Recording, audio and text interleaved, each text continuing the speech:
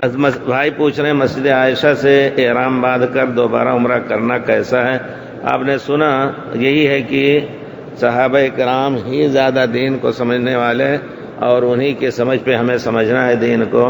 حضرت عائشہ کے بارے میں آپ کو معلوم ہے کہ مسجد عائشہ اسی وجہ سے بنی کہ وہ احرام باندھ کر کے پیارے رسول کے ساتھ آئی تھی عمرے کا، لیکن بیچ میں عورتوں کی بیماری شروع ہو گئی تو رونے لگی۔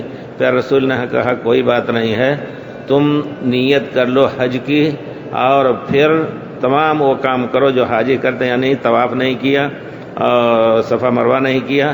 چلی گئیں، پھر وہاں عرفات مزدلفہ مینا ٹھہرنے کے بعد جب پاک ہوئی تو انہوں نے کہا پیارے رسول نے کہا تمہارا دونوں ہو گیا۔ کہا نہیں اللہ کے رسول، میں عمرہ کرنا چاہتی ہوں۔ تو ان کے بھائی عبد الرحمن بن ابی بکر سے کہا کہ جا کر کے ان کو تنعیم جو حدود حرم سے سب سے قریب، ایک تو ہے حدود حرم سے باہر نکل کر کے ہی احرام باندھ، مکے والے کوئی بھی باندھیں گے تو حدود حرم سے باہر کسی طرف بھی جا کر کے، تو تنعیم سب سے قریب تھا، وہاں گئی۔ یہ جو مسجد عائشہ کی جگہ ہے وہاں سے احرام باندھ کر کے آئیں۔ حضرت عبد الرحمن بن ابی بکر نے نہیں کیا تھا، صرف انہوں نے کیا۔ یہی حضرت عائشہ رضی اللہ تعالیٰ عنہ پیارے رسول کے بعد یہاں سے انہوں نے عمرہ نہیں کیا، بلکہ وہاں جا کر کے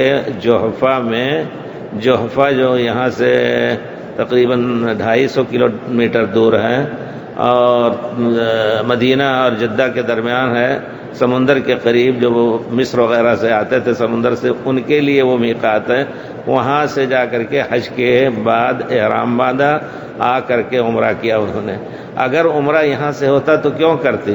اسی طرح دوسرے صحابہ جو تھے حج کرنے آتے یا جو یہاں مستقل نہیں رہتے تھے، وہ جب وہاں جاتے یا جب عمرہ کرنا ہوتا تو مدینے تک گئے حضرت عبداللہ ابن عمر، اور مدینے میں داخل بھی نہیں ہوئے، پیارے رسول کے میقات سے احرام باندھ کر عمرہ کیا۔